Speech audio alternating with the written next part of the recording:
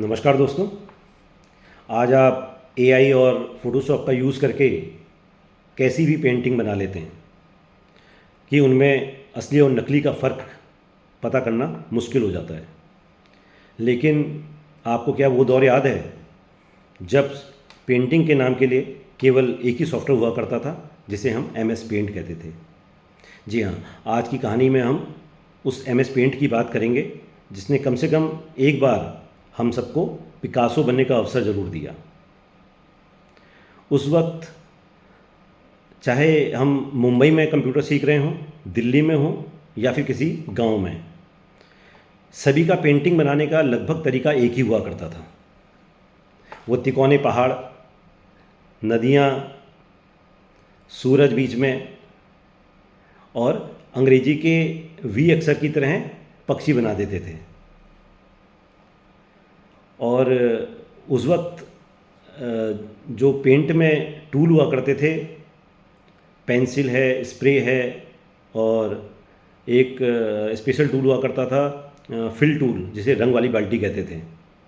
अगर आप झोंपड़ी बना रहे हैं, उसमें एक लाइन खींच रहे हैं और लाइन में कहीं से भी एक डॉट अगर छूट गया, एक पिक्सल छूट गया और फिर आपने वो फिल टूल जो है यूज़ किया, तो रंग उससे निकल करके जो पूरे उस जगह फैलता था, पूरी आपकी जो पेंट बनाई है, पूरे पहाड़ लाल, पक्षी लाल और नदी लाल, पूरा मतलब रायता फैल जाता था। अब उसके लिए कंप्यूटर में एक टूल हुआ करता था जिसे कंट्रोल जेड, अंडू कहते थे। फिर वो उस तूफान को समेटने के काम आता था। केवल वो बटन दबाइए, आपकी पेंटिंग जैसी थी वैसी ही हो गई। मुझे याद है उस समय रबड़ को छोटा बड़ा करने के लिए भी एक ट्रिक हुआ करती थी और वो हर किसी को नहीं आती थी।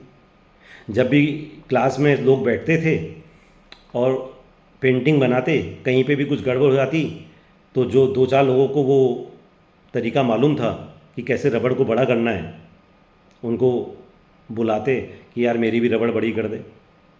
फिर वो आते, वो फटाफट करा उन्होंने और चले गए। और वो तरीका हुआ करता था कंट्रोल और प्लस, उसको दबाइए और रबड़ का साइज़ बढ़ जाता था और आपको जो मिटाना हो उसे मिटा लीजिए। और जिसे नहीं आता था वो छोटी सी रबड़ लेकर के ही लगा रहता था दिन भर। आज तो बहुत सारे सॉफ्टवेयर आ गए हैं जिनमें आप पेंट बना लेते हैं, लेकिन उस दौर में एमएस पेंट पर काम जिसने भी किया है वो उसे भूल नहीं सकता। क्या आपने भी कभी एमएस पेंट में काम किया है? आपने भी वो तिकोने पहाड़, सूरज, झोंपड़ी और अंग्रेजी के अक्षर वाले पक्षी बनाए हैं? या रंग वाली बाल्टी से रंग डाला हो और वो पूरे उसमें फैल गया हो? हमें कमेंट करके ज़रूर बताइएगा। आपको हमारी कहानियाँ कैसी लगती हैं ये भी कमेंट करके बताइए। मिलते हैं अगली कहानी में, तब तक अपनी ज़िंदगी में रंग भरते रहिए। नमस्कार।